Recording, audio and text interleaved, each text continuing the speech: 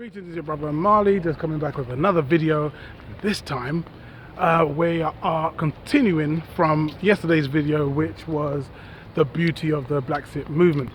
And the reason why I called it that was because I wanted to keep yesterday's video literally just to focus on saying thank you and focus on gratitude. And today I want to talk about a bit the context of that conversation.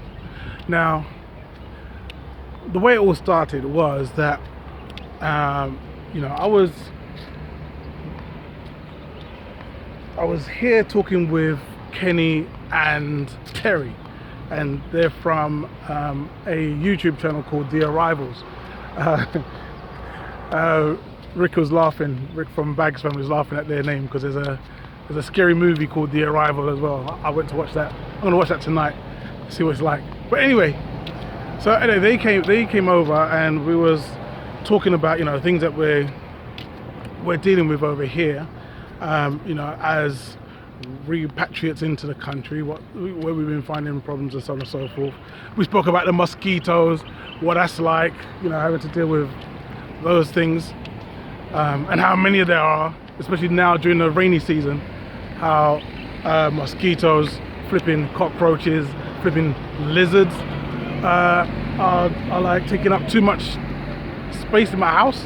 So we were having that whole conversation, and we got onto the conversation of electricity and how intermittent electricity is a real problem over here. How do you deal with it? Now, if you compare it to other countries, to be honest, if you compare it to other countries, and I'm including countries in the Caribbean as well, it ain't so bad. It's not so bad. But however, if you've been used to having continuous electricity 365 days a year for 10 years before you catch a power cut and it hits the news, it's a problem when it's happening as often as it happens here. So we was conversing about that.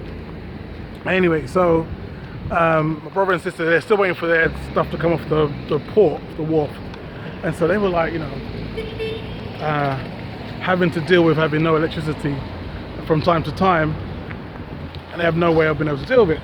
Meanwhile, Maziah's, the main restaurant over by the beach there, that's closed because it's up in a tourist trap, as it were. So you have like 3 hotels around there, and while there is no tourism, there's no restaurant, and while there's no restaurant, I'm not using that generator.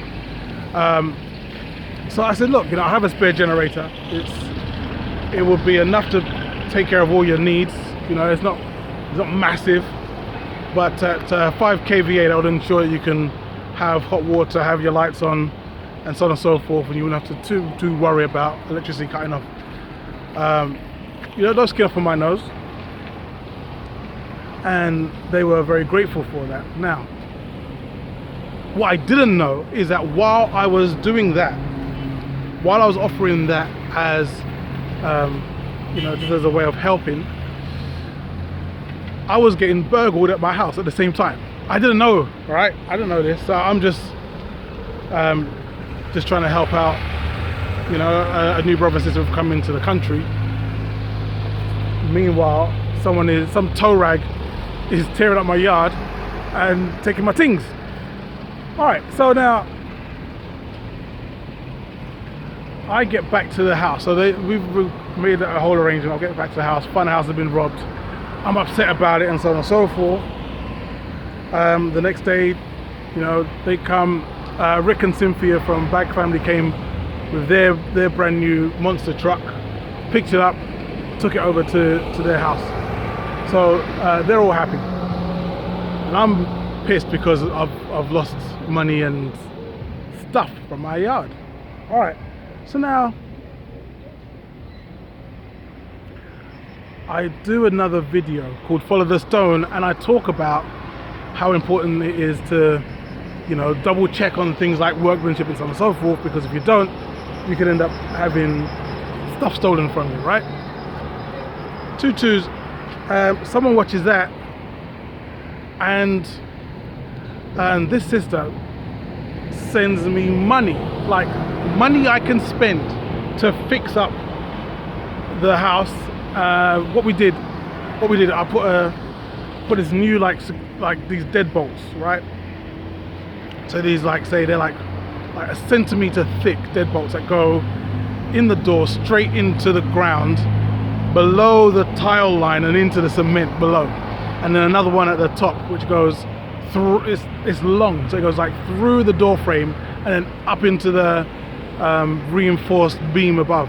So in order for you to be able to open that door, you're going to need to take out the whole door frame and a piece of the floor with you in order to open it. But this sister, just by what I was saying,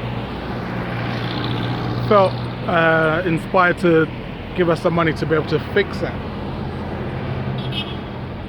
And it got me thinking, like, what the reason why I said the beauty of the blexit movement is because this isn't about me and a few other mad people who've decided to leave the relative comfort of the UK and the USA, where you have ongoing electricity and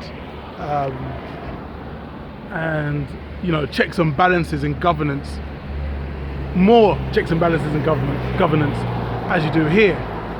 What you deal with is other things that can cause discomfort, like the electricity not running or whatever. So now when you have that, what you have to do is you have to learn to pull together, just like how people from my mum's generation who came over to the UK from the Caribbean and found that they were dealing with unsurmountable odds on their own. They were forced to work together. Just the same way as in Tulsa, Oklahoma and other places like that, where segregation caused people to work together and get so good at it, get so expert at working as a financial block, that they were creating industries and businesses that the dominant society were now becoming jealous of. Same thing in sports, where they were segregating sports before, and then those black men who are running those sports teams are now the envy of other people. See, this blexit movement isn't just about those of us who have moved over here. It's about you who have not moved over here and who are sending support, whether that is, even just reading your comments. Sometimes at night I'm there and I'm thinking, man, all the things that are going wrong or whatever, and I read your comments and I feel infused to keep going, to try harder, to do better, not out of pressure, but out of inspiration. And that's powerful, because you can now do more than actually is humanly possible, where other people would say, I give up, I'm done.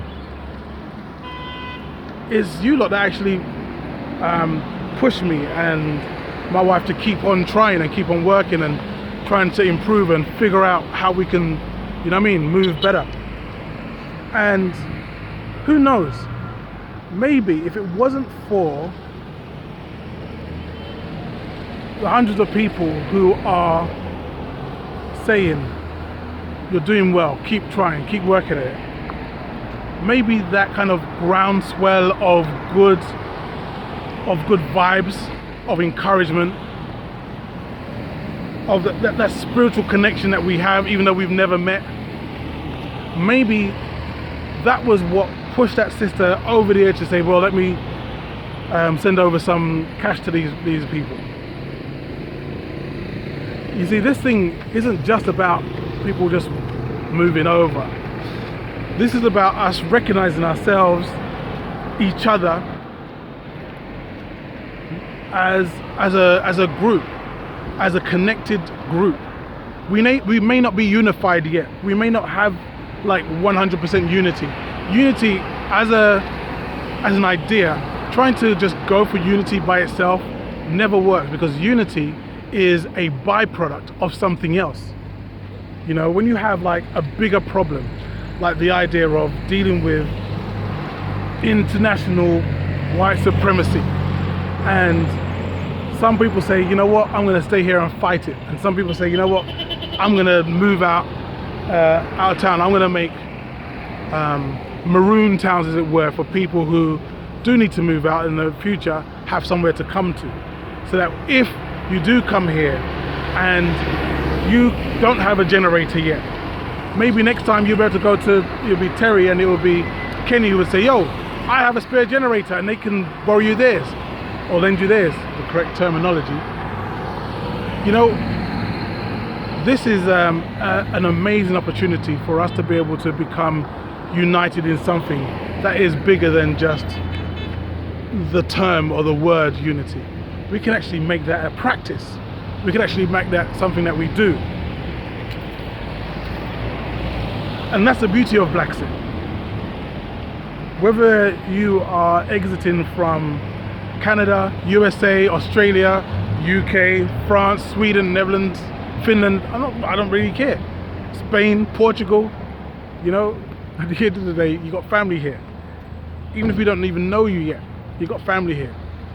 You know, there'll be some of us, and just like family, some of us you won't like. Some of us are a-holes, and some of us are really nice, and some of us, you know, have issues, and some of us are a bit flighty. It's just like a normal family. It's not perfect, but you know what? When you have your family around you, and when I say around you, I'm not just talking about geographically around you. I'm talking about family that is all over the world, pulling for your success. Man, anything can be done. That is the beauty of blexit. So I want to rise you up, dear viewer, dear listener. Regardless of what it is that you're going through, I know that, you know, if you are living in the year 2020, nothing is easy. Everything is a pain. Bills are still coming out, and income has either halved or more. It might be less. There's very few people who are actually making good money out of this particular time. And kudos to you if you are. There are people I just read this morning over in Atlanta. 19 families have bought 90 acres of land to build a town called Freedom. Wonderful, wonderful, wonderful. Congratulations to those people. I salute you. I take my hat off to you. I'm not saying that there's like my way or the highway. If your way is to stay there, do your thing, man. And maybe, hopefully one day, there'll be somebody here who will get to know some of you over there, where you'll be able to create some kind of trade. You know, we have an abundance of mangoes, we have an abundance of cashew. Maybe we'll be able to create some trade where you can sell mango juice over there and make a killing off of it. Who knows? There's going to be ways that we can do it, but it all starts from here. These small kernels of us working together, and as long as we keep on working together, boy, the future is bright. The future is blexit. My name is Mali. Much respect to you. Have a wonderful, blessed day, and I'm out. Peace.